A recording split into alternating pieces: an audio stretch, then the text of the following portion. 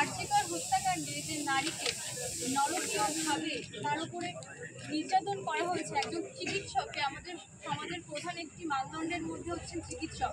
আমরা আরোগ্য লাভ করার জন্য তাদের কাছে যাই।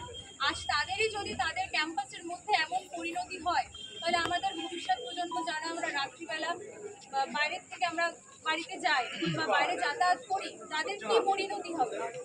আমরা শুধুমাত্র বিচার চাই না, বিচার তো অবশ্যই চাই যে একটা নির্দিষ্ট বিচার হোক, এবং আসল ঘটনাটা এর পিছনে আরো অন্য কোনো চক্রান্ত চলছে কিনা সেটাও সামনে আসুক।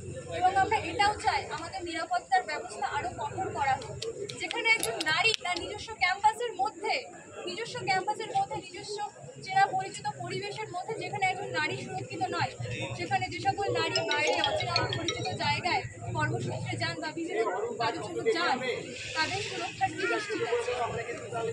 আমরা চাই বিচার হোক এবং আমাদের একটি নিরাপদ